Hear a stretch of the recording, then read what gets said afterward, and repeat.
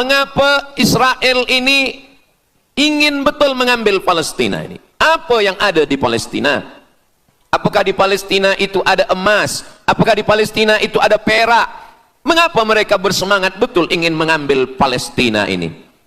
Pada tahun 2007, Al-Faqir Abdul Samad, saya menterjemah satu buku berbahasa Arab, judulnya Tarikh Ad-Diyanah Al-Yahudiyah, ditulis oleh seorang ulama daripada Al-Iskandariyah, Mesir. Di situ dia bagi satu jawaban. Kenapa orang Israel itu amat sangat menginginkan Palestina? Rupanya ada seorang bernama Israel. Israel maknanya dua. Isra abdun. El bahasa Hebrew language, bahasa Ibrani. El artinya Tuhan. Israel artinya hamba Tuhan. Tapi mereka punya makna yang kedua. Israel artinya al-musari' lillah. Al-musari' lillah, orang yang bergulat, orang yang mengalahkan Tuhan.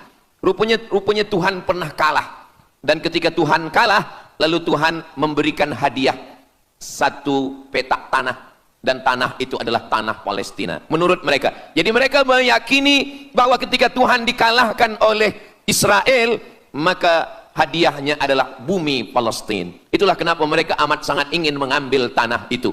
Tapi kita pula, Palestina bagi kita adalah hijrahnya Nabi Muhammad sallallahu alaihi wasallam yang dituliskan dalam Al-Qur'an. A'udzubillahi minasyaitonir rajim. Subhanalladzi asra bi'abdihi lailan minal masjidil haram ilal masjidil aqsa alladzi barakna haulah.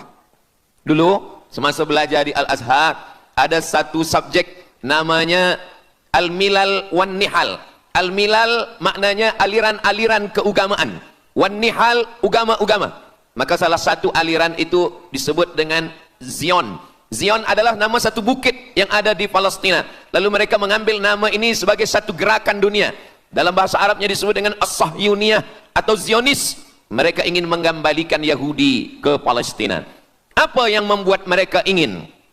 Rupa-rupanya mereka meyakini bahwa mereka menunggu-nunggu seorang lelaki. Lelaki itu bernama Mesiah. Dalam bahasa mereka sebut dengan Mesiah. Dalam bahasa Arabnya adalah Al-Masih. Al-Masih diambil dari kata masaha. Masaha artinya disapu. Kita dalam wudhu ada menyapu. Idza qumtum ila shalah, kalau kamu ingin sembahyang, faghsilu wujuhakum, muka dibasuh. Wa aydiyakum ilal marafiq, tangan pun dibasuh hingga ke siku. Tapi kepala dengan telinga tidak dibasuh. Kepala dengan telinga disapu. Wamsahu biru'usikum, disapu. Jadi kenapa dia dikatakan Al-Masih? Kerana dua. Pertama, waktu lahirnya badannya disapu dengan minyak. Yang kedua, setelah dia besar, bila dia tengok orang lumpuh, dia sapu. Orang yang lumpuh boleh tegak berdiri. Bila nampak orang buta, dia sapu. Orang buta boleh menengok. Bila nampak orang mati, dia sapu. Dan orang mati pun boleh tegak berdiri. Dia tunjuk tanah, ya ard umbuti, wahai tanah tumbuh tanaman. Dia tunjuk langit, ya sama imtiri, turunkan hujan. Dia tunjuk orang mati, ya mayyit qum, orang mati tegak berdiri. Maka dia disebut dengan Al-Masih. Tapi Al-Masih ini ada yang original. Itulah dia Al-Masih Isa anak Maryam alaihi salam. Tapi ada Al-Masih satu lagi, macam Isa. Orang Arab bila ada mangkuk, mereka sebut dengan wi'a. Kalau mangkuk ini emas, mereka katakan al-wi'a al-zahabi, mangkuk emas. Tapi kalau mangkuk ini dari perak, tapi dibalur dengan emas, mereka akan mengatakan al-wi'a al-mudajjal. Dia bukan emas, tapi dia nampak macam emas, maka dia namanya mudajjal. Begitu juga dengan Al-Masih ini. Al-Masih yang betul-betul Al-Masih, dia adalah Al-Masih Isa anak Maryam. Tapi ada yang macam Al-Masih, bentuknya macam Al-Masih, macam mukjizat Al-Masih, tapi dia bukan Al-Masih. Itulah dia Al-Masih Ad-Dajjal. Sebenarnya mereka sedang menunggu Al-Masih Ad-Dajjal. Kita pula sebelum salam, kita minta perlindungan kepada Allah dari Al-Masih Ad-Dajjal. Allahumma inni a'udzubika min adzabi jahannam wa min adzabil qabri wa min fitnatil mahya wal mamat wa min syarri fitnatil masihid Dajjal. Kita minta tolong pada Allah supaya jauh daripada Dajjal. Mereka menunggu-nunggu Dajjal. Kenapa mereka ingin menunggu Dajjal? Sebab menurut mereka, bila Al-Masih Dajjal ini datang, maka nanti kambing akan berdamai dengan serigala. Semua akan hidup tenang. dan mereka akan menjadi penguasa dunia. Selain daripada Yahudi Israel adalah ghaim. Ghaim adalah keledai tunggangan. Jadi sebenarnya sesiapa saja pun yang bukan Yahudi, dia hanya akan menjadi keledai. Dan mereka ini adalah agama yang juga sebagai suku bangsa, yang juga sebagai sebuah negeri. Kita Islam, agama kita, tapi bangsa kita Melayu. Dan kita tinggal duduk, ada Melayu di Sumatera, ada Melayu di Semenanjung, ada Melayu di Kalimantan, Borneo. Melayu tersebar di beberapa negara. Tapi Yahudi tiga. Yahudi sebagai agama, Yahudi sebagai bangsa, Yahudi sebagai negeri. Mereka ingin mewujudkan ketiga-tiga ini menjadi satu. Kami bangsa Yahudi, kami agama Yahudi, dan kami punya negeri Yahudi. Itulah keinginan mereka. Maka mereka sedang menantikan raja mereka. Raja mereka adalah Al-Masih Ad-Dajjal. Dan Al-Masih Ad-Dajjal ini akan turun kalau syarat-syarat ini mereka penuhi. Kata Syekh Fargallah dalam subjek Al-Milal wan Nihal.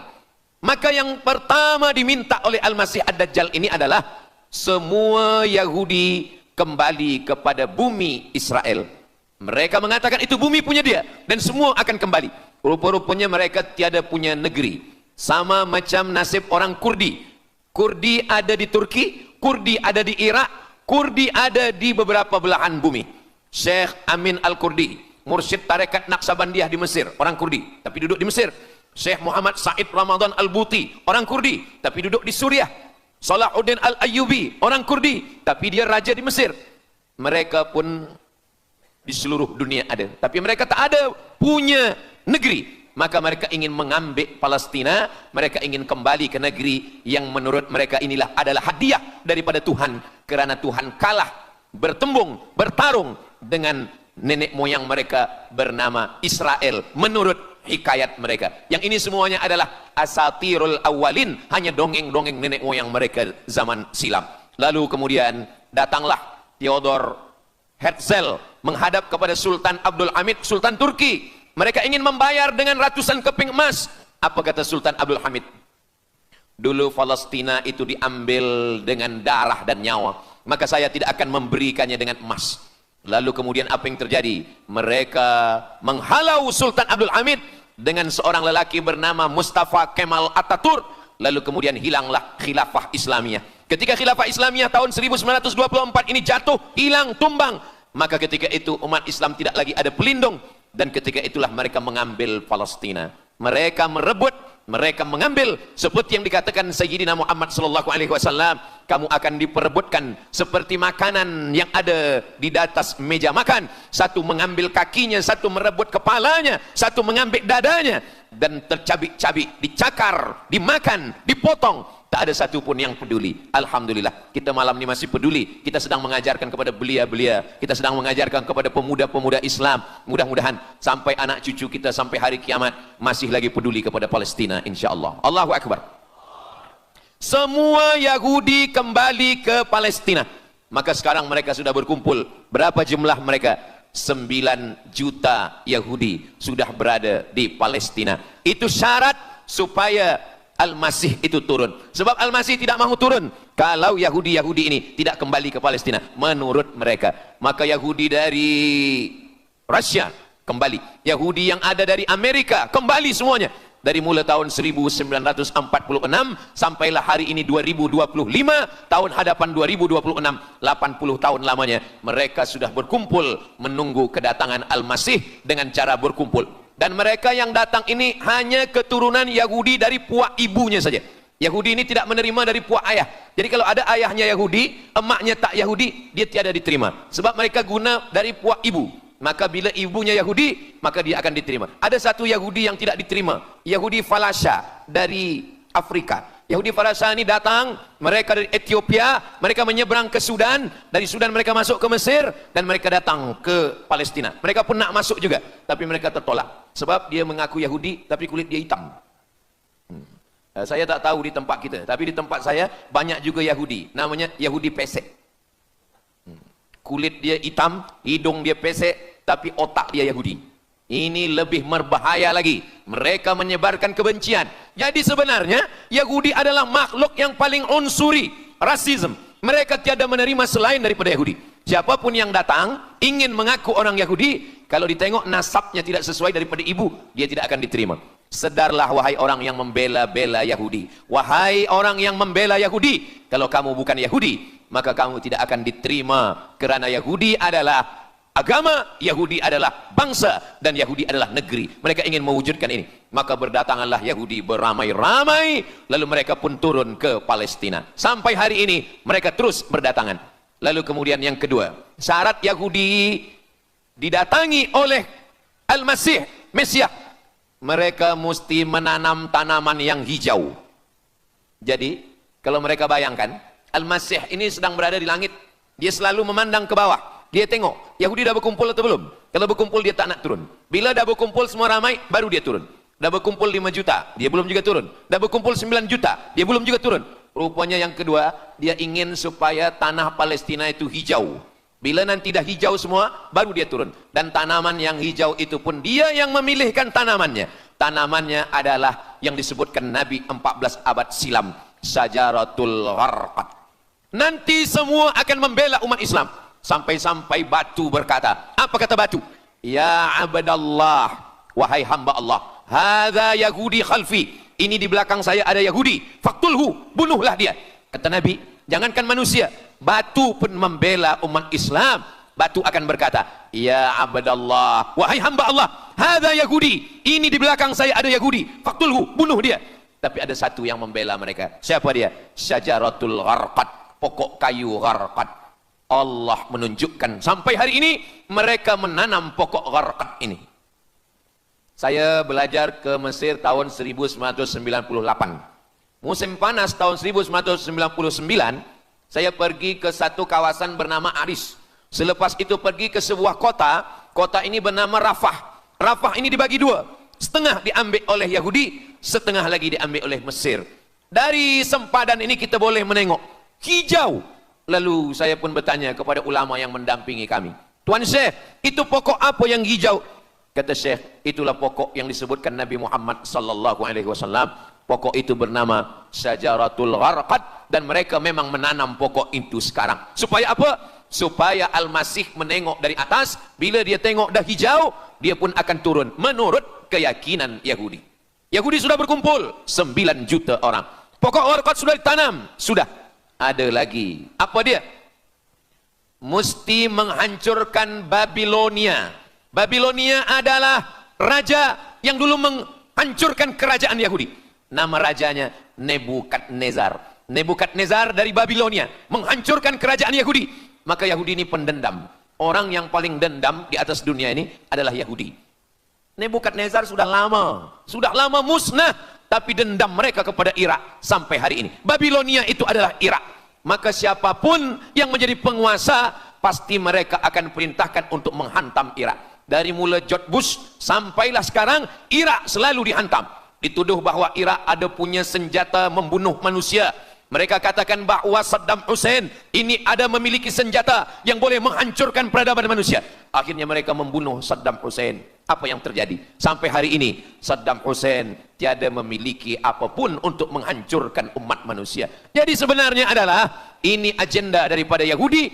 Mereka ingin menghancurkan Babilonia, dan Babilonia itu adalah Irak pada zaman modern sekarang ini. Setiap penguasa-penguasa pasti menghancurkan Irak, sebab mereka amat sangat benci dan dendam kesumat kepada Irak. Ada buku judulnya Al-Yahud fi Masr, orang Yahudi di Mesir. Lalu kemudian seorang jenderal Yahudi bernama Musa Dayan. Musa Dayan buta matanya sebelah. Lalu Musa Dayan ini meminta kepada Presiden Prancis bernama De Gaulle. Lalu De Gaulle pun menelpon Presiden Mesir bernama Anwar Sadat. Bukunya ada, saya simpan di rumah. Dia katakan bahwa kepada Anwar Sadat, wahai Tuan Presiden Anwar Sadat, ini mami yang ada di Museum Mesir Kaherah itu sedang sakit. Jadi untuk menyehatkannya mesti dibawa ke Prancis, ke Paris. Lalu disediakanlah pesawat terbang untuk membawa mami ini. Dulu saya pernah dengar tazkirah Ustaz Azhar Idrus, jangan anak panggil mak mami, sebab mami itu inilah mami Fir'aun. Mami return. Ini mami ini sakit. maka dia mesti disehatkan, ada bakteri, maka dia mesti disehatkan, dibawa ke Paris, Prancis. Akhirnya diterbangkan pada masa Presiden Anwar Sadat, dibawa ke hospital. Sampai di hospital, rupa-rupanya Jenderal Musa Dayan yang buta sebelah sudah menunggu Mami. Begitu Mami Ramses II, Fir'aun sampai, dia terus meninju muka Mami itu. Kenapa? Sebab dia dendam. Inilah yang dulu menghalau nenek moyang dia dari Mesir. Gila. Yahudi ini adalah orang-orang yang gila. Sampai hari ini mereka punya dendam yang tak berkesudahan. Sampai Mami yang sudah menjadi kering, kita pun menengoknya biasa-biasa saja. Tapi Musa Dayan melampiaskan dendam kesumat dia sampai pada masa Presiden Anwar Sadat, yang akhirnya Anwar Sadat pun mati terbunuh ditembak oleh Khalid Islambuli. Begitulah Allah Subhanahu wa taala menceritakan saksi sejarah supaya umat Islam faham bagaimana pikiran, bagaimana sakit jiwanya orang-orang Yahudi. Mereka sudah berkumpul di Palestina 9 juta. Tanam-tanaman hijau sudah ditanam. Irak sudah dihantam. Hancur lebur Irak. Apa lagi yang mereka lakukan? Tanah Palestina mesti merah. Tanah Palestina tidak boleh hitam. Tanah Palestina mesti merah. Apa yang membuat tanah Palestina merah? Merah kerana darah budak-budak, anak-anak yang tak berdosa dari Palestina. Jadi kalau ada orang yang hari ini terheran-heran, mengapa mereka membunuh budak kecil? Mengapa mereka menjatuhkan bom untuk menghancurkan rumah, membunuh perempuan yang hamil tiada berdosa? Tapi bila orang faham, dia mengerti, sesungguhnya mereka ingin supaya darah anak-anak yang tiada berdosa itu tumpah. Kalau darah itu sudah tumpah, disitulah mereka menantikan supaya Al-Masih, Mesiah itu turun membela. Sebab itu adalah raja di raja mereka. Apa yang terjadi sebenarnya hari ini? Yang terjadi sebenarnya adalah mereka membangun, membina sebuah kerajaan dari khayal, dari pikiran gila. Maka ada seorang yang tidak percaya kepada Allah. Dia atheist, dia tak percaya kepada Tuhan. Namanya Roger Jarudi. Tapi akhirnya dia dapat hidayah. Dia masuk Islam. Selepas masuk Islam, dia tulis buku bahwa Israel, Yahudi mendirikan negara berdasarkan mitologi, berdasarkan khurafat, berdasarkan kisah-kisah bohong, dusta. Tapi mereka percaya dengan dusta itu. Lalu kemudian Roger Jarudi ditangkap oleh pemerintah Prancis, dimasukkan ke dalam penjara. Bukunya diterjemahkan ke dalam bahasa Arab, diterjemahkan ke dalam bahasa Melayu. Roger Jarudi, bagaimana orang Yahudi Israel membina kerajaan negara berdasarkan khayal, berdasarkan tipu, berdasarkan dusta, berdasarkan mitologi, berdasarkan asatirul awalin, dongeng-dongeng daripada nenek moyang mereka dulu. Lalu kemudian hari ini kita sudah menengok darah itu sudah tumpah merata-rata di tanah Palestina. Kenapa Al-Masih, Mesiah belum juga turun? Kenapa belum datang juga Mesiah yang mereka tunggu itu? Rupanya ada syarat lagi yang belum. Apa dia? Mereka mesti membina satu yang disebut dengan Haikal Sulaiman, Temple of King Solomon. Mereka meyakini bahwa raja mereka adalah Solomon, dan dia ada sebuah kuil yang mereka sebut, mereka tulis bukunya, Temple of King Solomon. Di mana letaknya? Letaknya adalah di atas Al-Masjidil Aqsa. Mereka ingin menghancurkan Al-Masjidil Aqsa, diratakan dengan tanah. Nanti mereka akan bina Temple of King Solomon. Selepas itu mereka siapkan satu kerusi singgasana. Selepas itu nanti barulah turun Al-Masih, Mesiah yang dijanjikan menurut mereka. Yang semuanya ini adalah dusta, bohong, tipu daripada Zionis, kerana mereka ingin menguasai dan mereka ingin membuat sebuah negara yang sangat besar, yang negara itu disebut dengan The Great Israelian, Israel Raya. Dia dari 2 sungai. Biasanya orang membuat map itu rahasia. Map biasanya rahasia yang disimpan. Tapi orang Yahudi Israel, mereka buatkan mapnya di dalam bendera mereka. Kita membuat sesuatu yang rahasia kita simpan, tapi mereka membuat satu garis biru di atas, satu lagi garis biru di bawah. Yang di atas itu adalah sungai Nil di atas, dan yang di bawah itu adalah sungai Efrat. Sungai Nil di atas, Afrika Utara, Mesir. Sungai Efrat di bawah, sungai Efrat ada di Irak. Lalu di tengah itu ada bintang segi 6. Apa maknanya? Mereka ingin membina sebuah kerajaan yang luasnya dari Nil hingga ke Efrat. Itulah kenapa ketika mereka membuka embasi di Kairo, ketika Israel membina embasi di Kairo, ini sungai Nil, ini bagian atas, ini bagian bawah. Kerajaan Mesir membagi embasi Israel tanah di bawah sungai Nil. Mereka tidak mau. Mereka ingin membina embasi di atas Sungai Nil. Kenapa mereka tidak mau membina embasi di bawah Sungai Nil? Karena menurut mereka di bawah Sungai Nil adalah negeri kami. Orang membina embasi hanya di luar daripada kerajaannya. Jadi sebenarnya menurut pengakuan mereka, Mesir yang ada sekarang, semua yang ada di bawah Nil hingga ke Efrat Irak, itu adalah kerajaan mereka. Yang kalau mereka mewujudkan itu nanti, mereka akan menjadikan semua manusia ini sebagai keledai tunggangan. Alhamdulillah, itu disampaikan oleh Syekh Fargallah. Lalu kemudian kami membacanya, mempelajarinya, beliau bacakan di kelas, dan hari ini saya amat sangat bersenang hati. Tapi kita tetap susah hati dengan Palestina. Saya merasa senang hati sebab saya boleh menyampaikannya kepada para belia pemuda muslimin muslimat yang hadir malam ini. Macam mana suara saya, jelas tak jelas? Jelas. Yang saya sampaikan ini boleh faham? Alhamdulillah. Yang tak faham, nanti faham sendiri insyaAllah. Begitulah Allah Subhanahu wa ta'ala. Saya dulu pernah berjumpa dengan Syekh Muhammad Jibril. Lalu kemudian saya tanya Syekh Muhammad Jibril, Syekh, kenapa Allah membinasakan kaum Ad, kaum Samud, kaum Madian? Wa ila Samuda akhahum Salihah, wa ila Madiana akhahum Syuaiba, wa ila Adin akhahum Huda. Madian, Samud, Ad, semuanya musnah. Iram dzatil imad. Iram, hilang semuanya. Tapi kenapa Yahudi ini masih ada sekarang? Kenapa Allah tak musnahkan?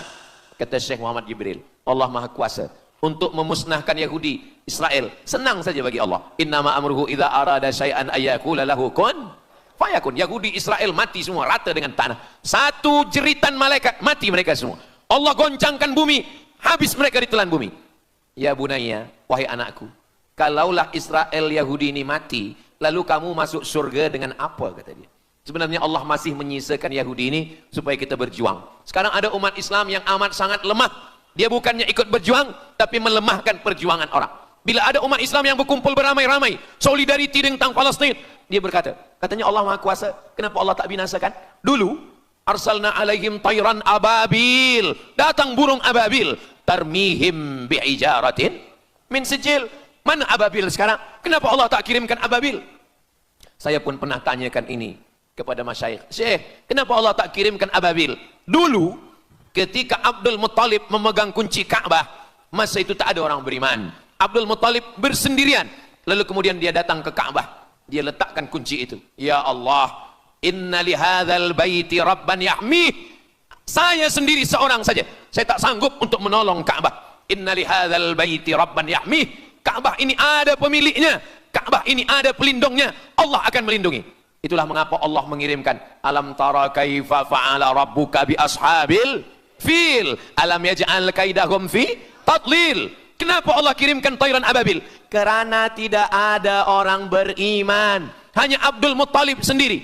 Tapi sekarang 2 miliar orang beriman yang bersyahadat asyhadu an la ilaha illallah wa asyhadu anna muhammadan rasulullah. Itulah kenapa Allah tidak mengirimkan tayran ababil. Itulah kenapa Allah tidak membuatkan goncangan. Itulah kenapa. Tapi sedikit banyak Allah mulai menurunkan pertolongannya. Kalau sudah datang pertolongan Allah Subhanahu wa taala, idza jaa nasrullah, kalau sudah datang pertolongan Allah, idza jaa nasrullah wal fath, kemenangan. Wa ra'aitan nasa yadkhuluna fi dinillahi afwaja. Insyaallah, alaysa subuhu biqarib. Subuh tak lama lagi. Pertolongan Allah pasti datang. Nasrum minallah wa fathun qarib. Hasbunallah wa ni'mal wakil. Ni'mal maula wa ni'man nasir. Wala haula wala quwata illa billahil aliyil azim. Kalau kita seorang cikgu, kalau kita seorang ulama, sampaikanlah kepada umat. Sebagai seorang ayah, sampaikan kepada anak. Sebagai seorang ahli keluarga, kita mesti ingatkan, buatkan baju dengan lambang, simbol, bendera penderitaan Palestina. Kalau kita menonton dengan keluarga di rumah, tontonkan bagaimana penderitaan anak-anak di Palestina. Saya di rumah ada gambar besar, gambar Palestina. Sehingga setiap kali tamu datang, kita bercerita, dia tanya, ini gambar apa nih Ustaz? Inilah gambar saudara kita yang sedang teraniaya di Palestina. Malam ini kita guna sorban, kita pakai sorban yang mengingatkan kita kepada Palestina. Apapun yang kita lakukan, jangan lupa menyampaikan khutbah Jumat, kunut nazilah, Allahumma ansuril Islam wal muslimina fi Palestina. Silahul mu'min, ad-du'a silahul mu'min.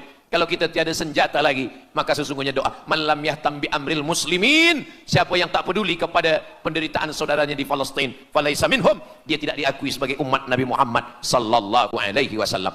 Orang beriman bukan setakat sembahyang subuh, zuhur, asar, maghrib, isya. Orang beriman bukan setakat ditengok berapa kali dia ke Baitullah haji dan umrah, tapi orang beriman bagaimana perasaan dia kepada saudaranya. Maka kata Nabi SAW, la yu'minu ahadukum, kamu tidak beriman, kalaupun kamu beriman belum sempurna, hatta yuhibba li akhi, sampai engkau sayang kepada saudaramu.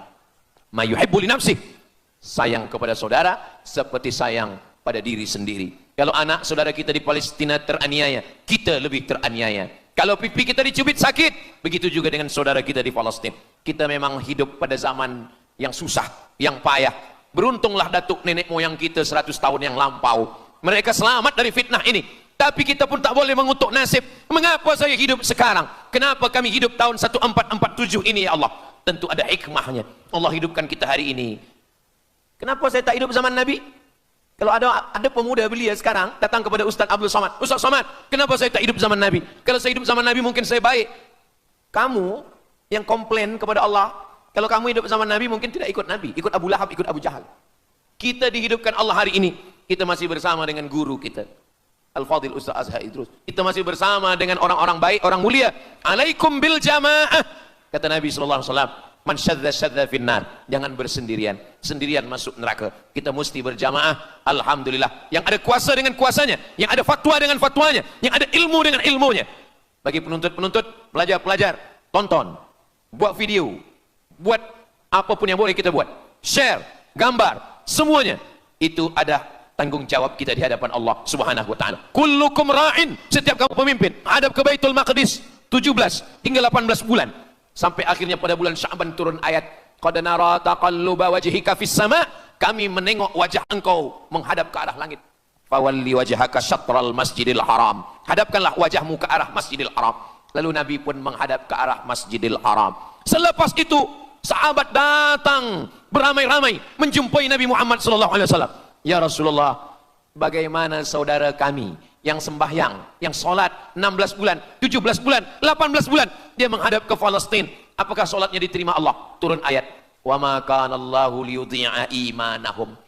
Tafsirnya, wa ma kana Allahu liyudhi'a salatahum. Allah tidak menyia-nyiakan sembahyang mereka, Allah tidak menyia-nyiakan solat mereka. Sembahyang mereka yang dulu menghadap ke Baitul Maqdis diterima Allah atau tidak, itu yang mereka cemaskan, itu yang mereka khawatirkan. Sembahyang yang 18 bulan itu yang mereka takutkan. Bagaimana kita sekarang?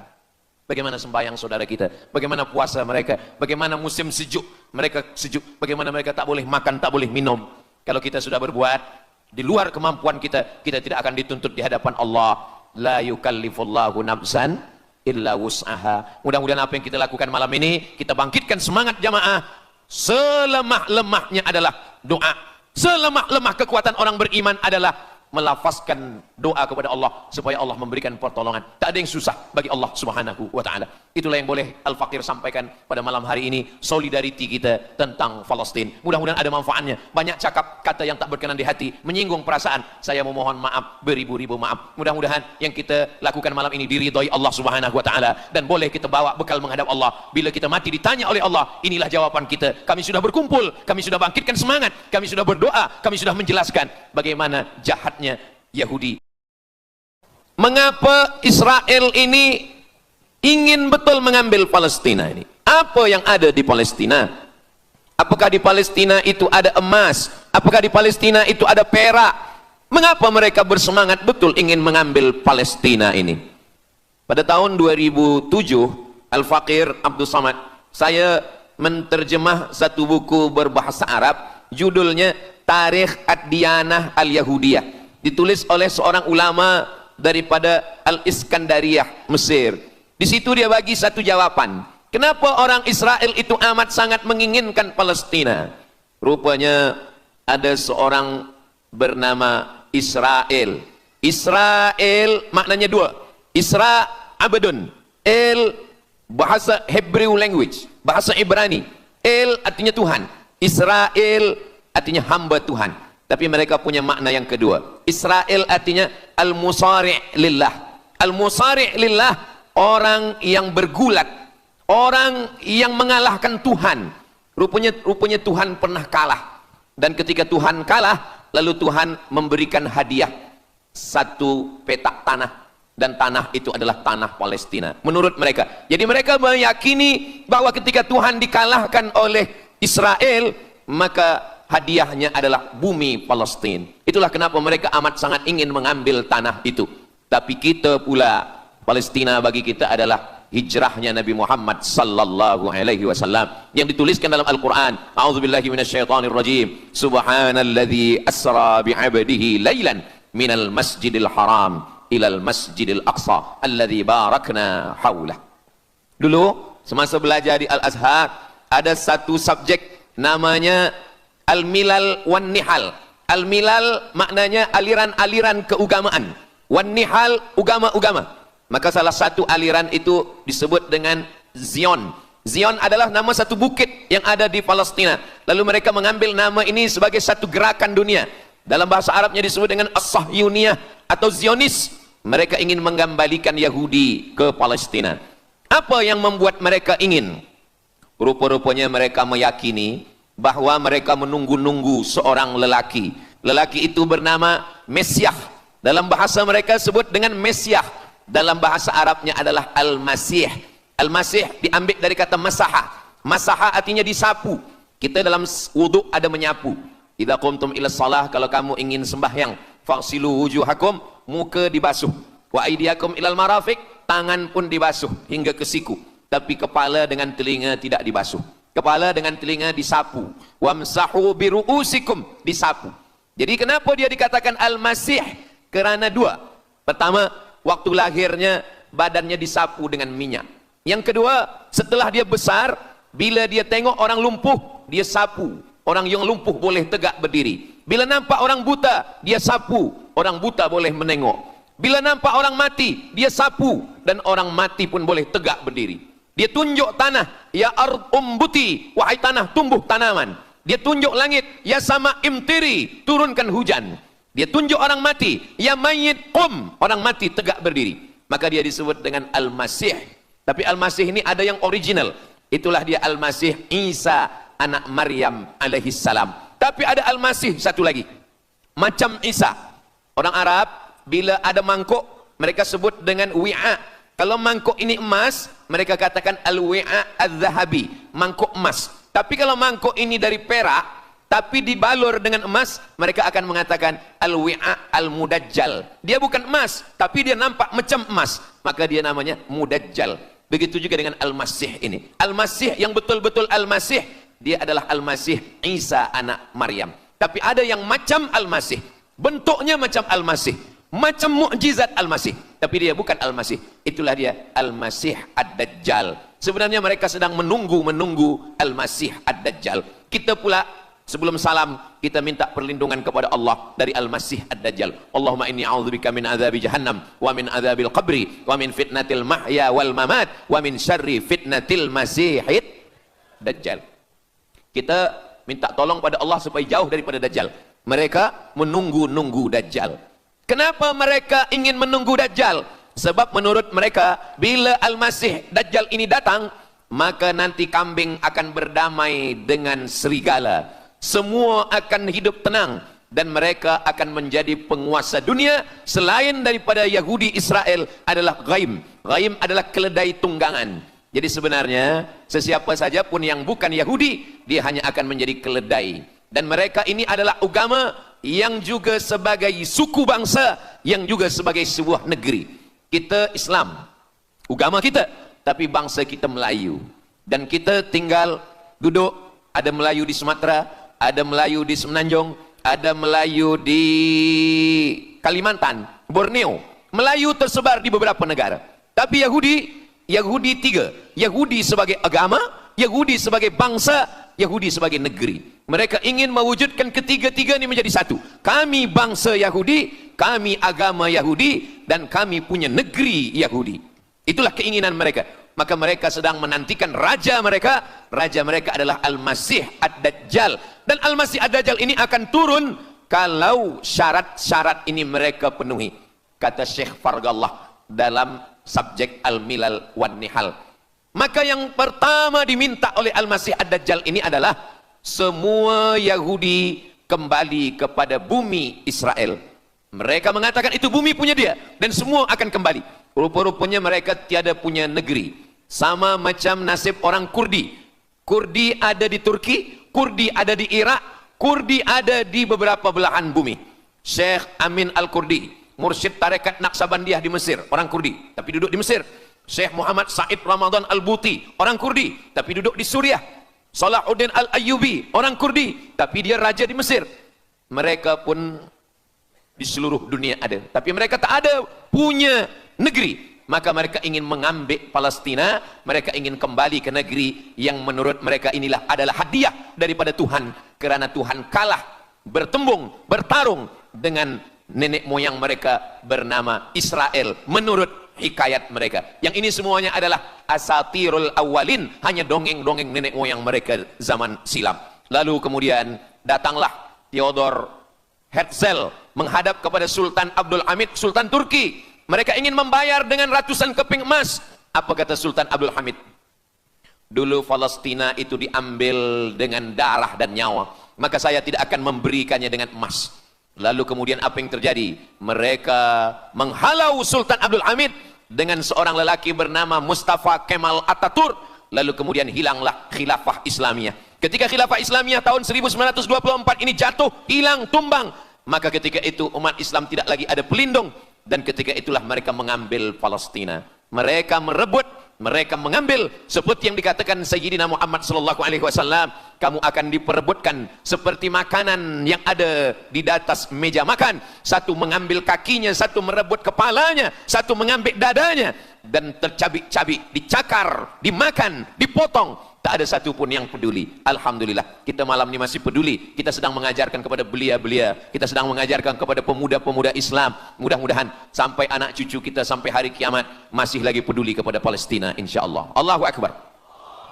Semua Yahudi kembali ke Palestina. Maka sekarang mereka sudah berkumpul. Berapa jumlah mereka? 9 juta Yahudi sudah berada di Palestina. Itu syarat supaya Al-Masih itu turun. Sebab Al-Masih tidak mahu turun kalau Yahudi-Yahudi ini tidak kembali ke Palestina menurut mereka. Maka Yahudi dari Rusia kembali, Yahudi yang ada dari Amerika kembali semuanya. Dari mulai tahun 1946 sampailah hari ini 2025, tahun hadapan 2026, 80 tahun lamanya mereka sudah berkumpul menunggu kedatangan Al-Masih dengan cara berkumpul. Dan mereka yang datang ini hanya keturunan Yahudi dari puak ibunya saja.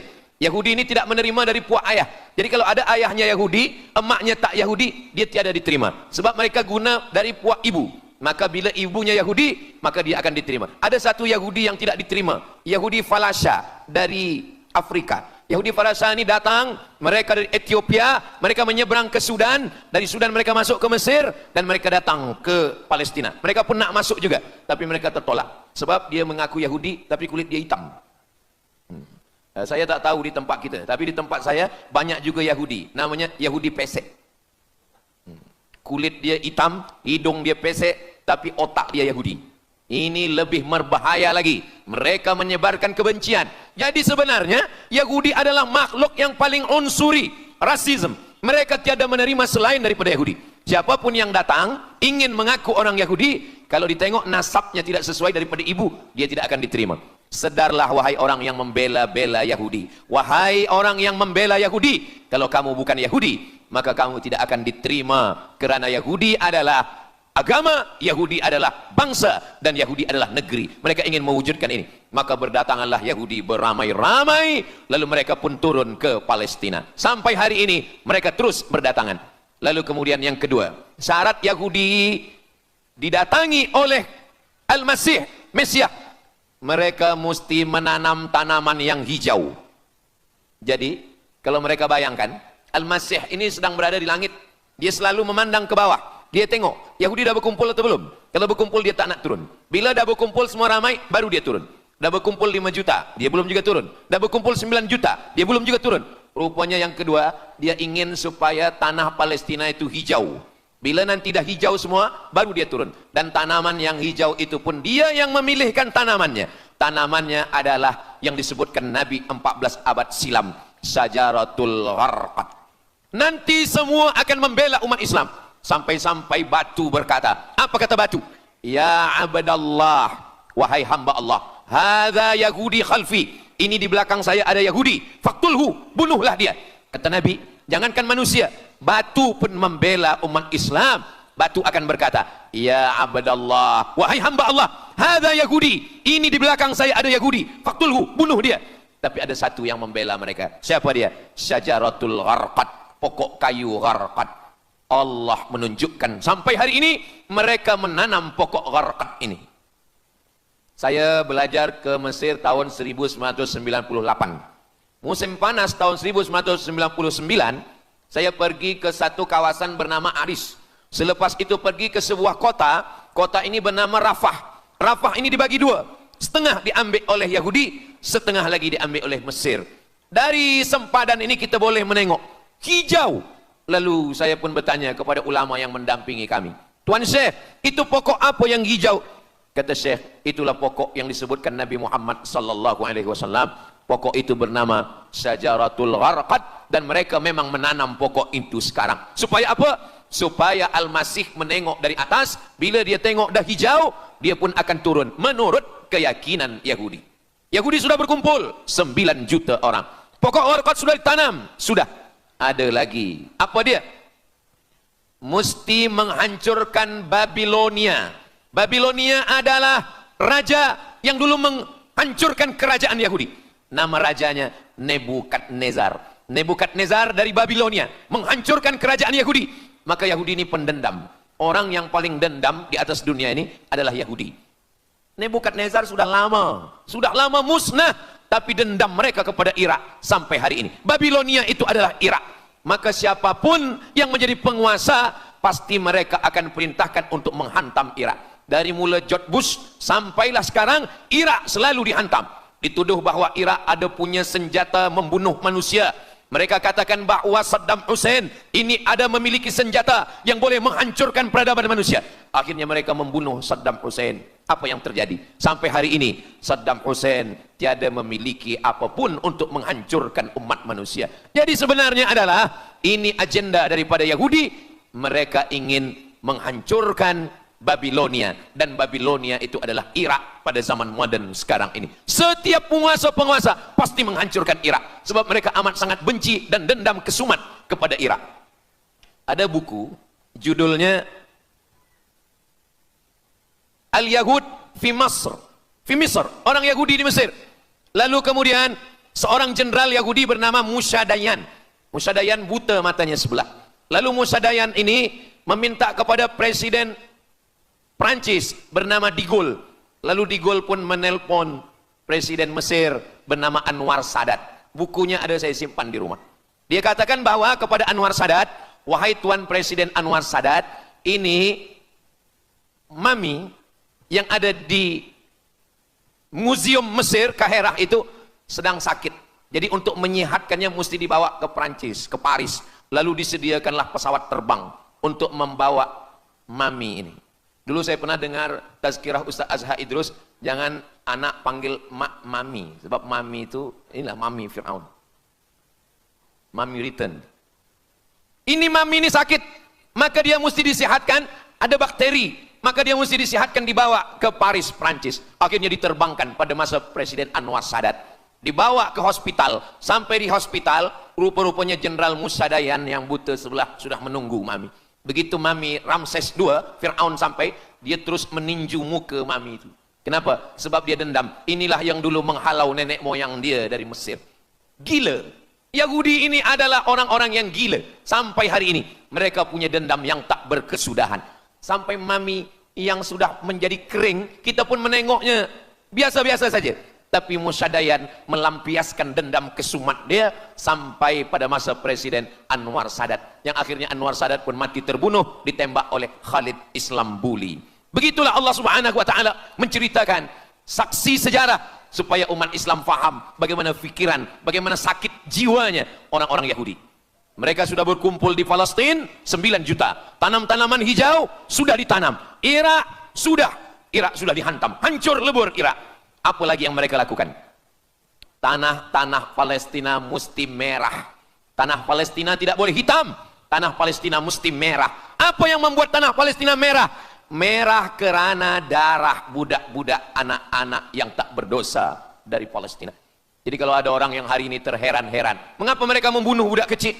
Mengapa mereka menjatuhkan bom untuk menghancurkan rumah, membunuh perempuan yang hamil tiada berdosa? Tapi bila orang faham, dia mengerti, sesungguhnya mereka ingin supaya darah anak-anak yang tiada berdosa itu tumpah. Kalau darah itu sudah tumpah, disitulah mereka menantikan supaya Al-Masih, Mesiah itu turun membela. Sebab itu adalah raja di raja mereka. Apa yang terjadi sebenarnya hari ini? Yang terjadi sebenarnya adalah mereka membangun, membina sebuah kerajaan dari khayal, dari fikiran gila. Maka ada seorang yang tidak percaya kepada Allah. Dia atheist, dia tak percaya kepada Tuhan. Namanya Roger Jaroudi. Tapi akhirnya dia dapat hidayah. Dia masuk Islam. Selepas masuk Islam, dia tulis buku bahwa Israel, Yahudi mendirikan negara berdasarkan mitologi, berdasarkan khurafat, berdasarkan kisah-kisah bohong, dusta. Tapi mereka percaya dengan dusta itu. Lalu kemudian Roger Jaroudi ditangkap oleh pemerintah Prancis, dimasukkan ke dalam penjara. Bukunya diterjemahkan ke dalam bahasa Arab, diterjemahkan ke dalam bahasa Melayu. Roger Jaroudi, bagaimana orang Yahudi Israel membina kerajaan negara berdasarkan khayal, berdasarkan tipu, berdasarkan dusta, berdasarkan mitologi, berdasarkan asatirul awalin, dongeng-dongeng daripada nenek moyang mereka dulu. Lalu kemudian hari ini kita sudah menengok darah itu sudah tumpah merata-rata di tanah Palestina. Kenapa Al-Masih, Mesiah belum juga turun? Kenapa belum datang juga Mesiah yang mereka tunggu itu? Rupanya ada syarat lagi yang belum. Apa dia? Mereka mesti membina satu yang disebut dengan Haikal Sulaiman, Temple of King Solomon. Mereka meyakini bahwa raja mereka adalah Solomon, dan dia ada sebuah kuil yang mereka sebut, mereka tulis bukunya, Temple of King Solomon. Di mana letaknya? Letaknya adalah di atas Al-Masjidil Aqsa. Mereka ingin menghancurkan Al-Masjidil Aqsa, diratakan dengan tanah. Nanti mereka akan bina Temple of King Solomon. Selepas itu mereka siapkan satu kerusi singgasana. Selepas itu nanti barulah turun Al-Masih, Mesiah yang dijanjikan menurut mereka. Yang semuanya ini adalah dusta, bohong, tipu daripada Zionis, kerana mereka ingin menguasai dan mereka ingin membuat sebuah negara yang sangat besar, yang negara itu disebut dengan The Great Israelian, Israel Raya. Dia dari dua sungai. Biasanya orang membuat map itu rahasia. Map biasanya rahasia yang disimpan, tapi orang Yahudi Israel mereka buatkan mapnya di dalam bendera mereka. Kita membuat sesuatu yang rahasia kita simpan, tapi mereka membuat satu garis biru di atas, satu lagi garis biru di bawah. Yang di atas itu adalah Sungai Nil di atas, dan yang di bawah itu adalah Sungai Efrat. Sungai Nil di atas, Afrika Utara, Mesir. Sungai Efrat di bawah, Sungai Efrat ada di Irak. Lalu di tengah itu ada bintang segi 6. Apa maknanya? Mereka ingin membina sebuah kerajaan yang luasnya dari Nil hingga ke Efrat. Itulah kenapa ketika mereka membuka embasi di Kairo, ketika Israel membina embasi di Kairo, ini Sungai Nil, ini bagian atas, ini bagian bawah. Kerajaan Mesir membagi embasi Israel tanah di bawah Sungai Nil. Mereka tidak mau. Mereka ingin membina embasi di atas Sungai Nil. Kenapa mereka tidak mau membina embasi di bawah Sungai Nil? Karena menurut mereka di bawah Sungai Nil adalah negeri kami. Orang membina embasi hanya di luar daripada kerajaannya. Jadi sebenarnya menurut pengakuan mereka, Mesir yang ada sekarang, semua yang ada di bawah Nil hingga ke Efrat Irak, itu adalah kerajaan mereka. Yang kalau mereka mewujudkan itu nanti, mereka akan menjadikan semua manusia ini sebagai keledai tunggangan. Alhamdulillah, itu disampaikan oleh Syekh Fargallah. Lalu kemudian kami membacanya, mempelajarinya, beliau bacakan di kelas, dan hari ini saya amat sangat bersenang hati. Tapi kita tetap susah hati dengan Palestina. Saya merasa senang hati sebab saya boleh menyampaikannya kepada para belia pemuda muslimin muslimat yang hadir malam ini. Macam mana suara saya, jelas tak jelas? Jelas. Yang saya sampaikan ini boleh faham? Alhamdulillah. Yang tak faham, nanti faham sendiri insyaAllah. Begitulah Allah Subhanahu wa ta'ala. Saya dulu pernah berjumpa dengan Syekh Muhammad Jibril. Lalu kemudian saya tanya Syekh Muhammad Jibril, Syekh, Kenapa Allah membinasakan kaum Ad, kaum Samud, kaum Madian? Wa ila Samud akhahum Salihah, wa ila Madian akhahum Syuaiba, wa ila Adin akhahum Huda. Madian, Samud, Ad, semuanya musnah. Iram dzatil imad. Iram, hilang semuanya. Tapi kenapa Yahudi ini masih ada sekarang? Kenapa Allah tak musnahkan? Kata Syekh Muhammad Jibril, Allah Maha Kuasa untuk memusnahkan Yahudi, Israel. Senang saja bagi Allah. Innama amruhu idza arada syai'an ayyakula lahu kun fayakun. Yahudi Israel mati semua rata dengan tanah. Satu jeritan malaikat mati mereka semua. Allah goncangkan bumi, habis mereka ditelan bumi. Ya bunayya, wahai anakku, kalaulah Israel Yahudi ini mati, lalu kamu masuk surga dengan apa, kata dia. Sebenarnya Allah masih menyisakan Yahudi ini supaya kita berjuang. Sekarang ada umat Islam yang amat sangat lemah. Dia bukannya ikut berjuang, tapi melemahkan perjuangan orang.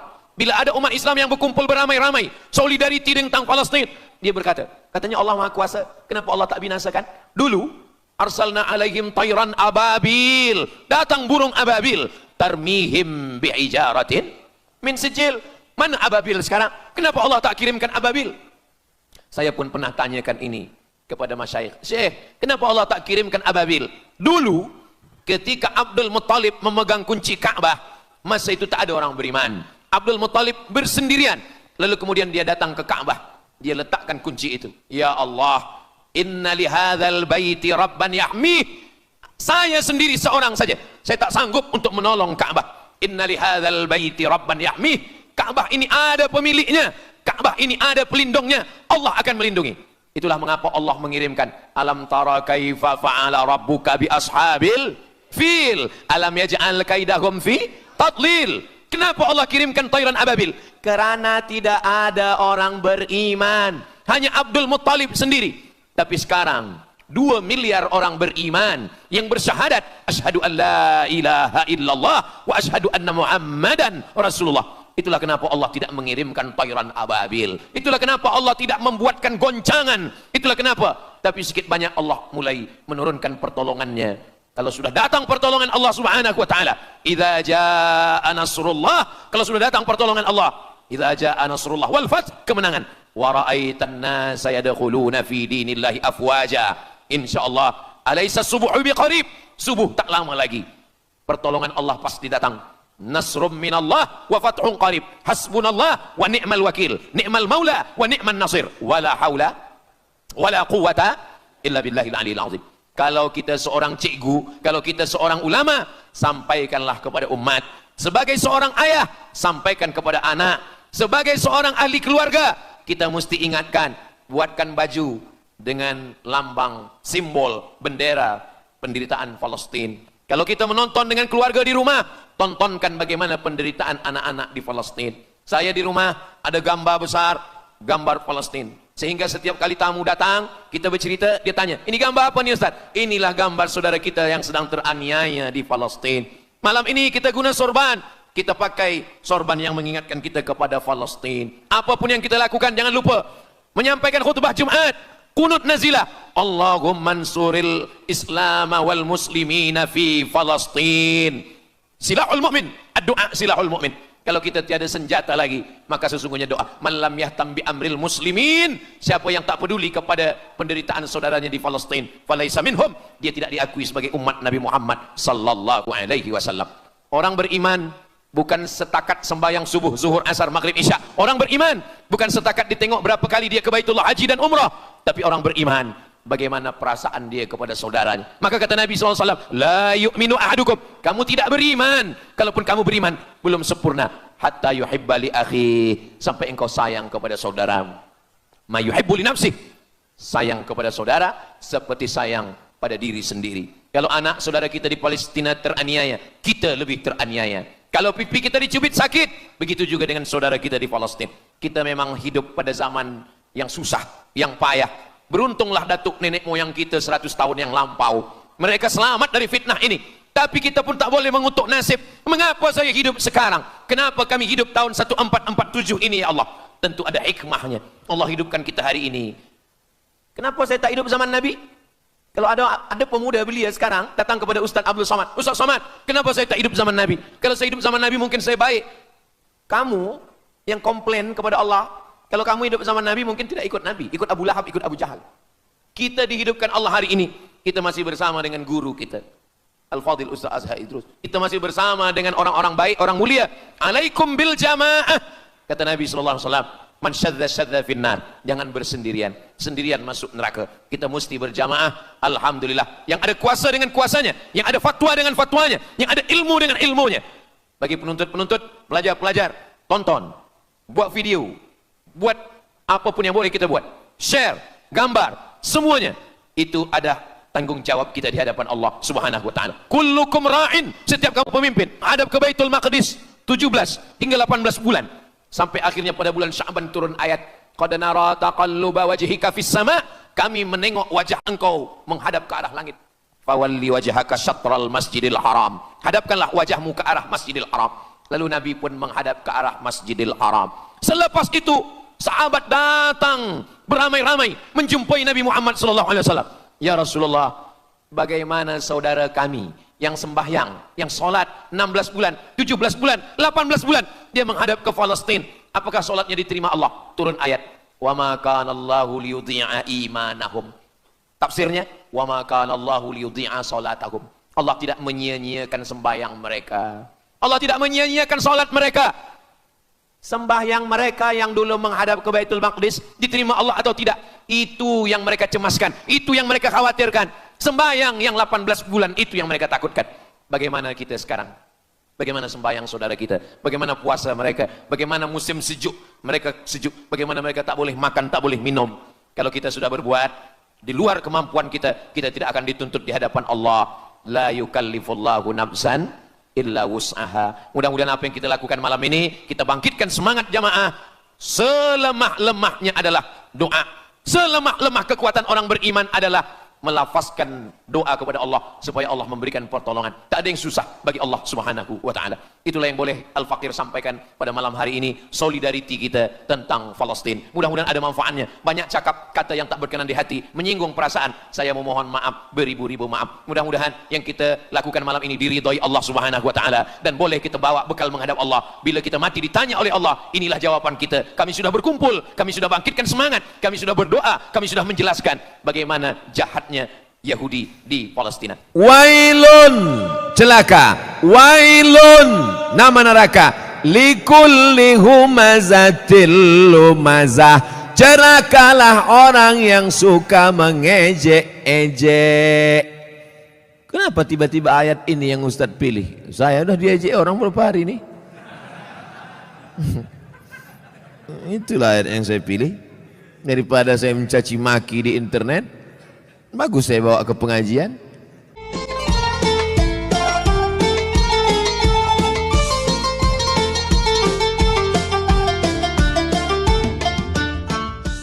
Assalamualaikum warahmatullahi wabarakatuh.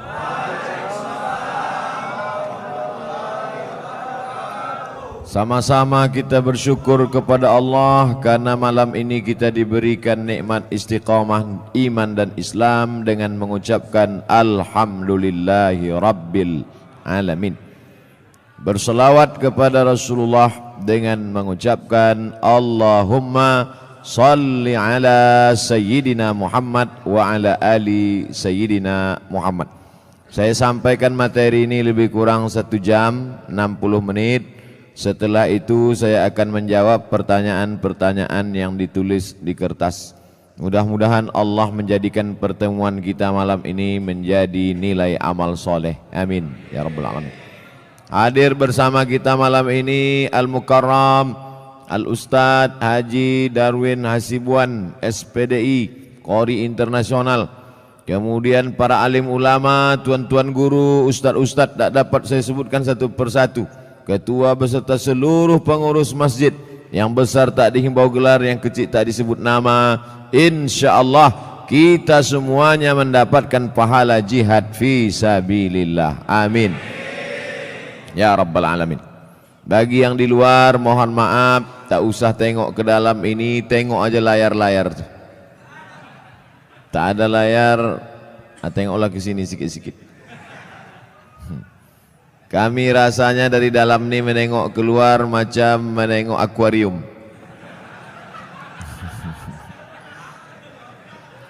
Tapi kami pun yakin dan percaya kalian di luar pun menengok kami macam ikan mas koki. Jadi ternyata kami di luar, kalian di dalam. Kita ini semuanya sama-sama melihat orang dengan cara pandang kita. Kita seringkali menengok orang dengan cara pandang kita, padahal kita disuruh merasakan perasaan orang lain. Betul? La yu'minu ahadukum, kamu tak beriman hatta yuhibba li akhi, sampai kau sayang kepada saudaramu ma yuhibbu li nafsi, sama seperti sayang pada diri sendiri. Apa bukti imannya mantap? Karena dia sudah haji, karena ke Makkah, karena sudah bangun masjid, infak sedekah. Betul? Tapi puncak daripada mengukur iman adalah bagaimana merasakan perasaan saudara kita. Susah dia, susah juga kita. Puncak iman adalah ketika tapak kaki orang tertusuk duri, sakit tapak kaki kita. Nah, itu baru sampai pada puncak iman. Puncak iman adalah ketika sakit anak orang, ikut kita merasakan seolah-olah itu anak kita. Nah, itu baru sampai pada puncak iman. Banyak orang menganggap anak orang anak dia, tak masalah. Yang jadi masalah bini orang bini dia, itu masalah. Baik, malam ini kita akan membaca satu surah dalam Al-Quran yang selalu dibaca imam saat sholat. A'udzubillahi minasyaitonir rajim. Wailul likulli humazatil lumazah. Wail artinya celaka. Yang selama ini suka mengejek orang, mencaci maki orang, celaka. Arobahlah, wail. Wail artinya celaka. Makanya Allah Ta'ala menyebut beberapa orang celaka dalam Quran. Wailul lil mutaffifin, celaka orang yang curang memainkan timbangan. Kalau dia belanja ke pasar matanya tajam. Kurang. Kalau dia membaca Quran tak nampaknya mana idgham, ikhfa, qalqalah, gunnah bila gunnah, titik nun macam titik ba. Tapi kalau menengok mata timbangan dipajak, orang Medan bilang pajak, orang Jakarta bilang pasar. Pergilah orang Medan ke Jakarta, mau kemana Pak? Ke pajak. Diantaranya kantor perpajakan.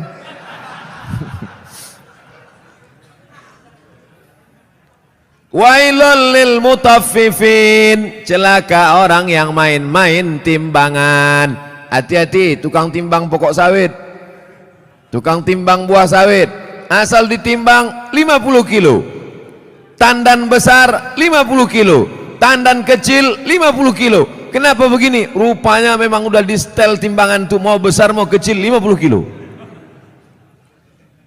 Ada gunanya sembahyang, puasa, sholat mau melayang karena zalim memainkan timbangan. Tak ada gunanya pengajian malam ini. Bukti pengajian malam ini berhasil bukan karena layarnya banyak di luar, bukan. Bukti pengajian malam ini berhasil apa? Besok pagi yang berjualan berdagang di pasar, luruskan balik timbangan. Siap? Tak semuanya siap kata dia. Tengok besoklah Pak Ustaz. Ditimbang di pasar, betul. Dibawa ke rumah, rupanya 7 on setengah. 1/4 kilo hilang. 5 orang belanja, 1 kilo 2 on setengah sudah kau makan harta orang dengan cara batil. Patutlah pagi petang siang malam berdoa, doamu tak dikabulkan Allah Subhanahu wa taala. Kenapa? Makan haram. Ustaz nyinggung pedagang aja, singgunglah PNS. Payah kita nyurus akte kelahiran nanti. Maksudnya yang PNS masuk, yang lain-lain masuk juga. Rasakan aja lah sendiri. Jangan mentang-mentang ku bilang timbangan hanya pedagang saja yang kena. Betul? Nah, wailul lil musallin. Kita baru membahas masalah wail. Ayat yang kita bahas wailul likulli humazatil lumazah, tapi digunakan kata wailul lil mutaffifin, celaka orang yang main timbangan. Wailul lil musallin, celaka orang yang sholat celaka. Itu maka banyak orang tak sholat sekarang. Kau kenapa tak sholat? Fawailul lil musallin, celaka orang yang sholat. Orang dulu kalau tak sholat aja. Orang sekarang ini sudah tak sholat pakai dalil pula. Hebat orang sekarang nih. Otak-otak sungsang semua. Kau kenapa tak sholat? Kenapa tak sembahyang? Fawailul lil musallin. Celaka orang yang sholat. Na'udzubillah. Itulah kadang berbunyi HP orang, kita sangka HP orang, rupanya HP kita. Udah mau marah saya tadi. Kenapa masuk masjid hidup HP? Siapa yang hidup HP? Rupanya HP kita. La ilaha illallah Muhammad Rasulullah. Fawailul lil HP. Celakalah orang yang HP-nya menyala. Fawailul lil musallin. Celaka orang yang salat. Wailul lil mutaffifin. Celaka orang yang curang timbangan. Wailul likulli humazatil lumazah. Celaka. Makna pertama wail, celaka. Makna yang kedua wail, neraka. Ada satu neraka namanya neraka wail. Dua-dua ini apakah dibenturkan maknanya? Tidak. Yang mengatakan celaka orang yang main timbangan, celaka orang yang sholat karena tak khusyuk main-main pikirannya, celaka orang wailul likulli humazatil lumazah. Betul maknanya, tak salah. Yang mengatakan neraka wail bagi orang yang curang timbangan, neraka wail bagi orang yang sholat tapi pikirannya tak khusyuk, neraka wail likulli humazatil lumazah, juga tak salah. Jadi kalau begitu makna wail dua. Yang pertama celaka, yang kedua artinya nama neraka. Oh, neraka itu ada nama-namanya Pak Ustaz? Ada nama neraka itu sakor. Masalakakum fi sakor. Mengapa kalian masuk neraka sakor? Apa kata penghuninya? Lam naku minal musallin. Kami tak solat. Walam naku nut'imul miskin. Kami tak mengasih makan orang miskin. Jadi namanya pun macam-macam. Banyak pertanyaan. Wailun, celaka. Wailun, nama neraka. Likulli humazatil lumazah. Celakalah orang yang suka mengejek-ejek. Kenapa tiba-tiba ayat ini yang Ustaz pilih? Saya udah diejek orang berapa hari ini. Itulah ayat yang saya pilih. Daripada saya mencaci maki di internet, bagus saya bawa ke pengajian. Wailul likulli humazatil lumazah. Celaka orang yang suka mengejek. Celaka neraka wail bagi mereka yang suka. Likulli, semuanya, tak ada terkecuali. Humazah, lumazah. Apa beda humazah dengan lumazah? Humazah mengejek dengan mulut.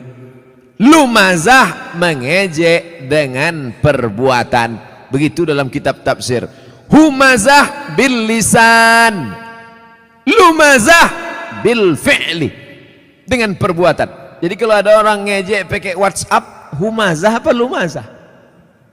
Instagram, Twitter, BBM dipakai lumazah. Hebatnya Al-Quran, dibedakannya antara lisan dengan perbuatan anggota badan.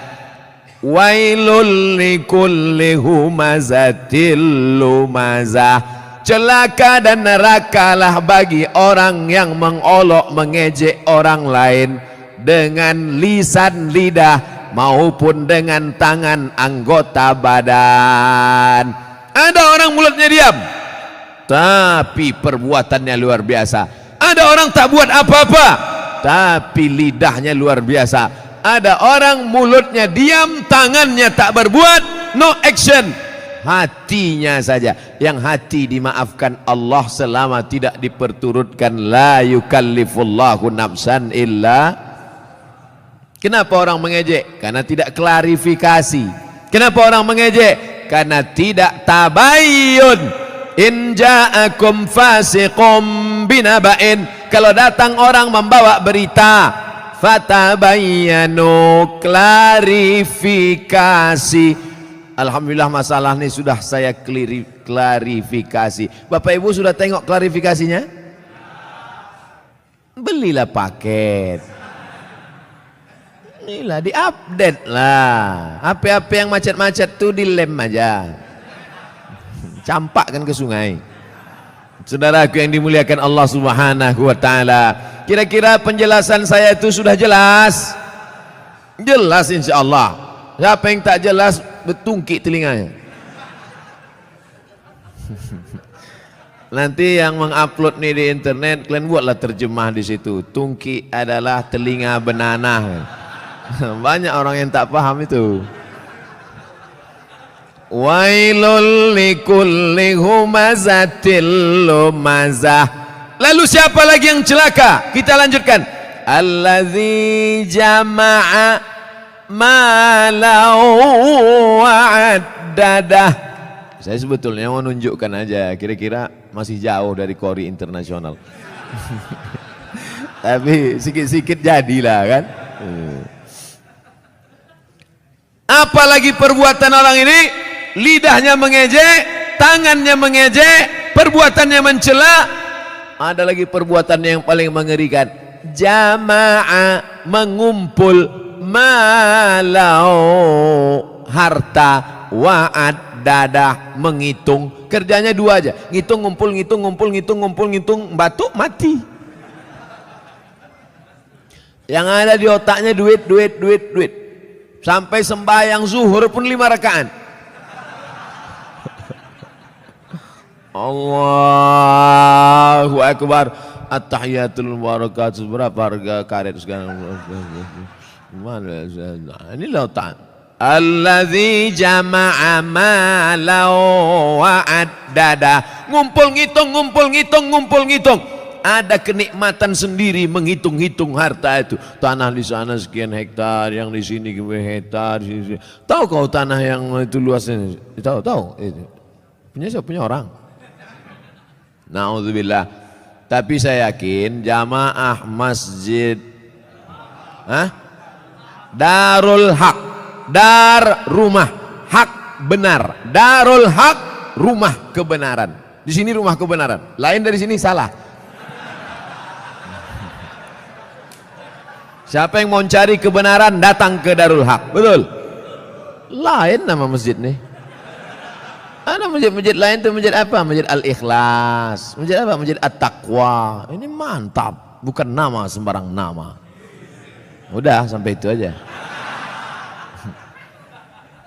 Dilarang tidur di ruang utama. Oh, karena di sini pakai AC.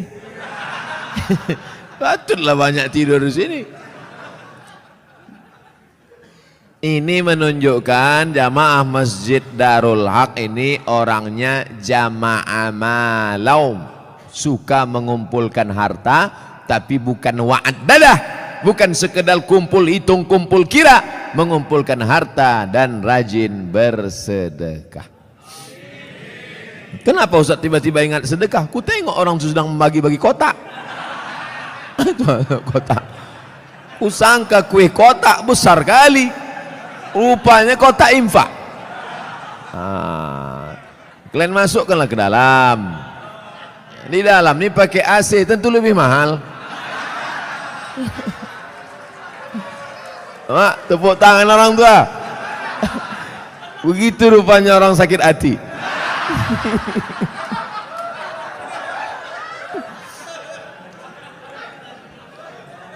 Artinya kata orang tuh, kami di luar panas, duit-duit receh nggak apa-apalah kata dia. Tak apa-apa, kalian sedekah pakai duit kerincing pun masuk surga insyaallah. Cuman agak lama lah sikit. Dikumpul harta, pergi pagi pulang petang, masuk ruko keluar toko, dikumpul duit, kumpul, mati. Bisa dibawa mati?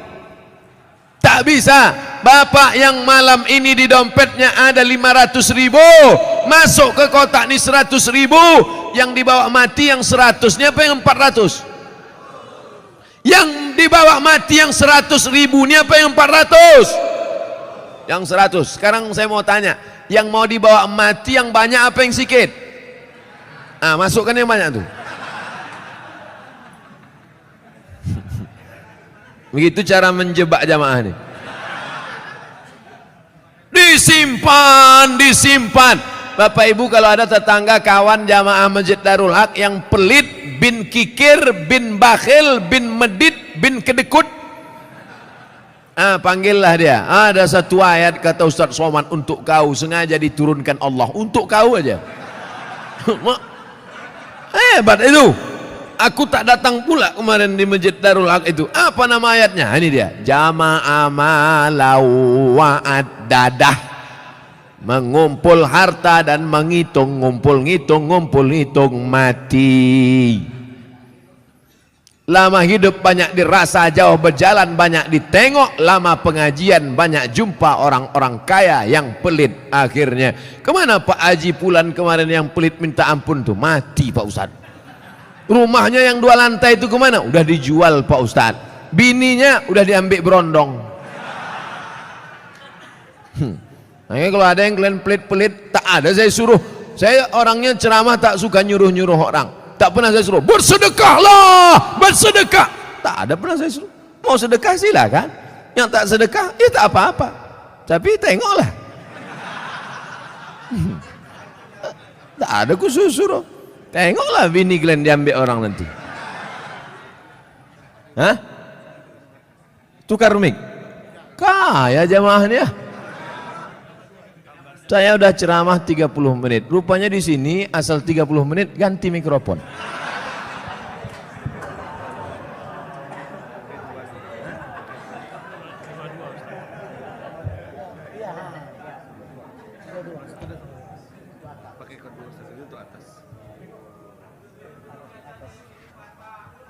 Tes. Tak berbunyi pula.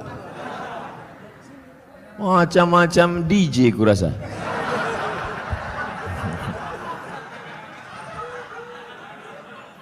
Itulah kita tak boleh menyepelekan tempat dan lokasi.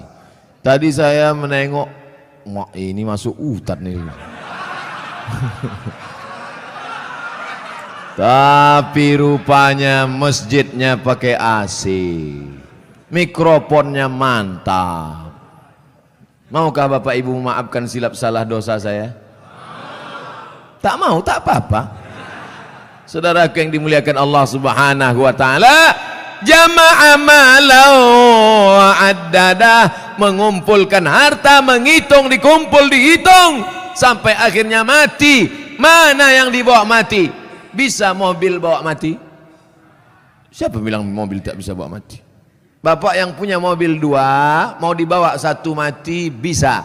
Bawa mobil carry itu ke Masjid Darul Haq, buat di situ ambulan membawa jenazah gratis.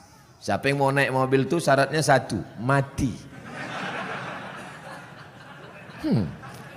Kira-kira bisa tak mobil itu dibawa mati?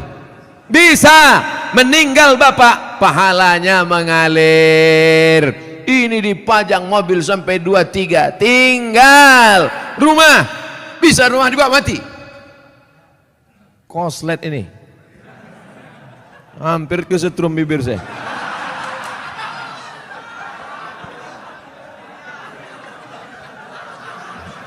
Akan datang kalau ngasih mic ke saya, dites dulu. Sakitnya tak seberapa, malunya. Sempat terjungkang awak viral di situ kan.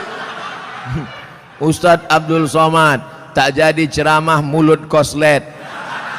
Siapa yang malu? Orang Tembung.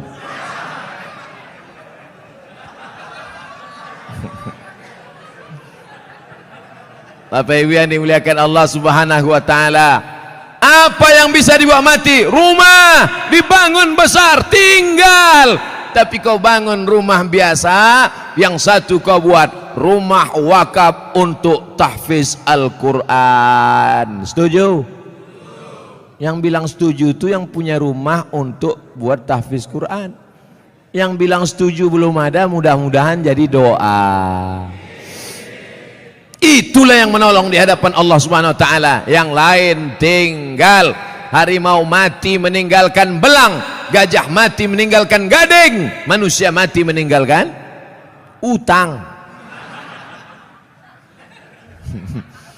Oleh sebab itu saya yakin dan percaya jamaah Masjid Darul Haq ini adalah orang-orang yang rajin berinfak dan bersedekah.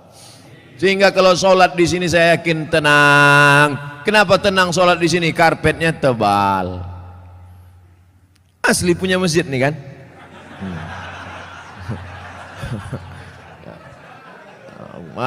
Kadang ada jamaah nih saking memuliakan ustadz dipinjam karpet. Sampai dibuat situ, balikkan tanggal sekian.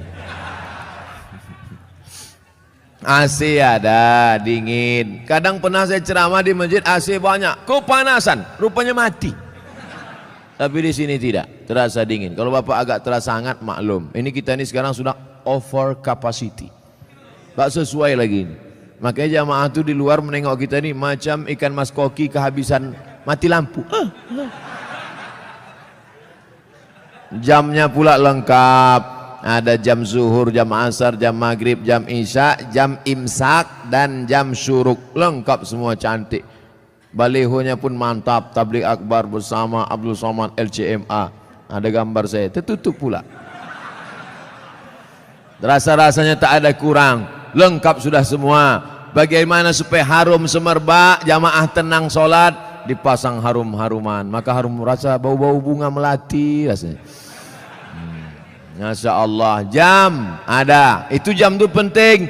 Apa guna jam itu dipasang? Supaya yang khutbah jangan sur dia jadi bawakannya. Tengoknya 20 menit selesai. Ini khutbah ini berapi-api dia. Jamaah, hari ini Palestina masih terjajah. Orang udah mau balik kerja, mak lama kan dia katanya. Tobat aku sembahyang di sini katanya. Nampaknya simpel sederhana. Mulai jam dinding, AC, kipas angin, karpet, lampu terang benderang. Tapi itu semuanya demi kenyamanan orang di masjid. Tapi jangan sampai terlalu nyaman sampai tertidur di masjid. Makanya perlu dibuatkan surat pengumuman, dilarang tidur di ruang utama masjid. Sopan bahasanya. Tapi kalau melawan juga, buat surat satu lagi. Kalau kamu mau tidur di luar aja bro. Sudahlah tak menyumbang uang listrik masjid, sudahlah tak menyumbang AC masjid, sudahlah tak menyumbang kipas angin masjid, tidur dalam masjid menyumbang air liur basi.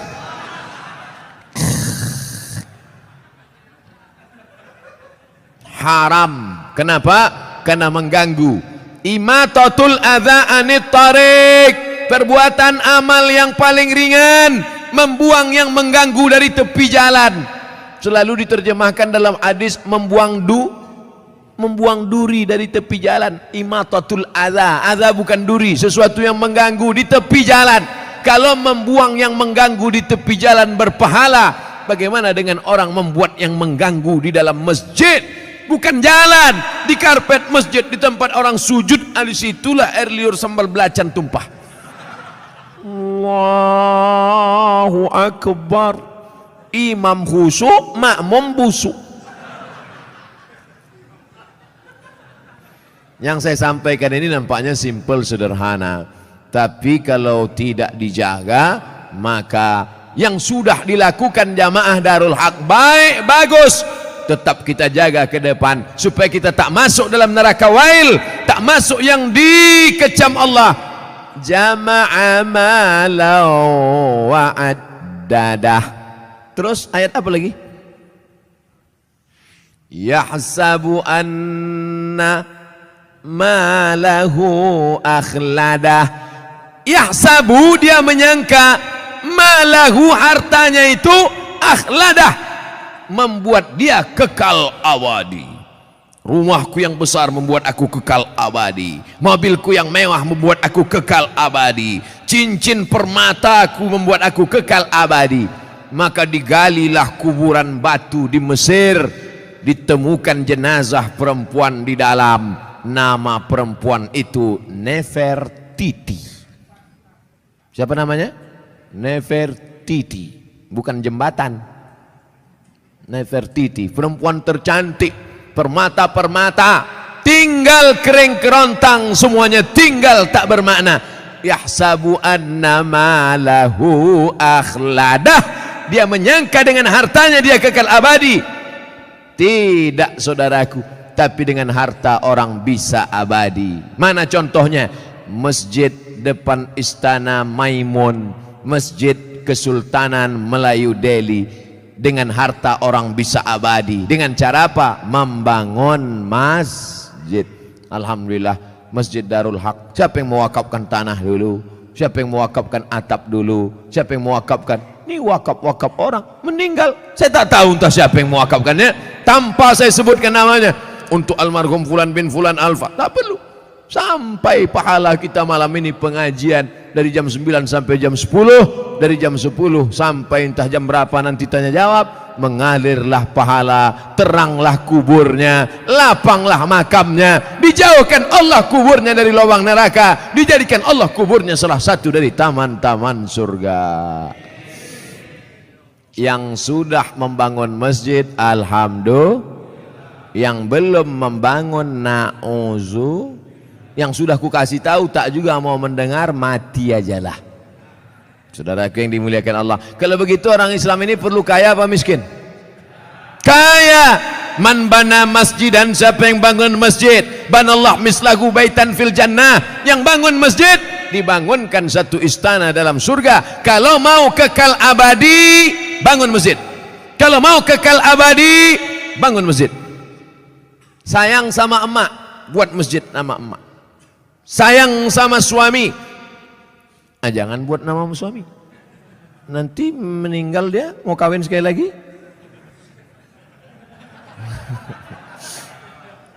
Buatlah nama masjidnya As-Salihin, masjidnya orang-orang soleh. Kau mau sholat kemana? Aku mau sholat ke masjid. Masjid apa namanya? Baitus Soman. Soman itu Allah, bukan saya. Saya ini Abdus Soman, hamba Allah. Ada orang bukan hamba Allah, Abdus Syaiton. Hamba setan. Panggilan set. Saudara yang dimuliakan Allah Subhanahu wa taala, yahsabu anna malahu akhladah, disangkanya dengan hartanya itu dia bisa kekal abadi. Tapi jangan gara-gara ini besok orang jamaah Masjid Darul Haq tak ada yang masuk kerja. Gara-gara apa? Kok tak kerja? Alah, tak ada gunanya. Kita pun akan mati juga nih semua. Jangan. Yang punya kebun tetap bekerja. Dulu orang Tembung ini lebar-lebar kebun tebunya kan. Sekarang masih ada lagi? Tak ada lagi. Udah berubah jadi rumah ruko semua. Yang punya kebun silakan sejauh mata memandang. Yang bisnis dagang toko ruko silakan.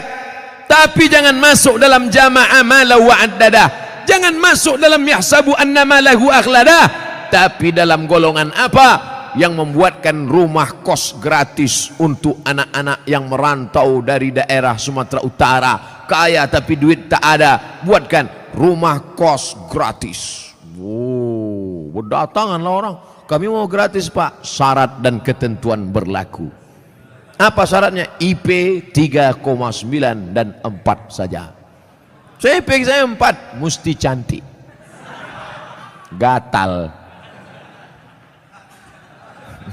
Saudara yang dimuliakan Allah Subhanahu wa taala, banyak anak-anak kita di kampung cerdas, IQ-nya tinggi, tapi karena tak ada duit tak bisa sekolah. Berapa sekarang kos di Medan? Yang paling murah kos di Medan berapa? Gope 500.000, itu pun triplek dinding. Nyamuknya tak banyak, 1 ekor, kawannya banyak.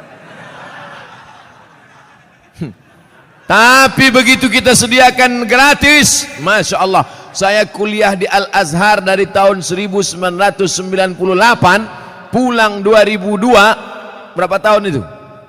4 tahun. 98 pulang 2002. Kuliah gratis, asrama gratis, makan gratis, tiket gratis, disediakan pula lagi setiap bulan beasiswa. Dari mana itu? Wakaf orang Mesir. Kalau orang Saudi Arabia berwakaf maklum, orang Saudi Arabia kaya-kaya, digali tanah mau mencari air, keluar gas. Digali tanah mau mencari air, keluar minyak. Tapi Mesir biasa saja. Semangat mereka berinfak, berwakaf, bersedekah luar biasa. Dari kesederhanaan. Kalau ada orang kaya bersedekah, biasa. tapi orang yang sederhana bisa mampu bersedekah, itu baru luar biasa. Kalau bapak-bapak ibu itu biasa di luar. Saudara yang dimuliakan Allah Subhanahu wa taala, wailul likulli humazatil lumazah alladzi jama'a malan wa 'addadah yahsabu anna malahu akhladah. Kalla, tak ada gunanya itu semua. Kenapa? La yumbadzanna fil hutamah. Bukan disebutkan dalam ayat itu. Kalla, sekali-kali tidak. Kalla, tak ada gunanya kau tumpuk harta. Kalla, tak ada gunanya kau hitung-hitung harta. Kalla, jangan kau sangka kau akan abadi di dunia karena harta. Kenapa? La yumbadzanna fil hutamah. Kau akan dilemparkan, kau akan dicampakkan. Dalam ayat itu tak disebut kau akan dimasukkan. Dimasukkan lembut, tapi di situ dikatakan la yumbadzanna, lam di pangkal, nun di ujung, kalla la yumbadzanna fil hutamah. Kau pasti akan masuk dalam neraka hutamah. Wama adraka mal hutamah. Allah bertanya tapi tak perlu dijawab. Al-qari'ah, mal qari'ah, wama adraka mal qari'ah, kalla la yumbadzanna fil hutamah. Allah tanya, wama adraka mal hutamah. Kamu yang suka menempuh harta, kamu yang tak mau berzakat, kamu yang tak mau bersedekah, kamu akan dimasukkan dalam hutamah. Tahukah kamu apa itu hutamah? Narullahil muqadah. Nar, api. Muqadah. Biasanya api itu dipasang bulan Ramadan. Di sini ada, tak habis-habis lah. Syawal, Zulqa'dah, Zulhijjah, hidup terus. Narullah, api yang menyala. Al-Muqadah, bagaimana apinya menyala?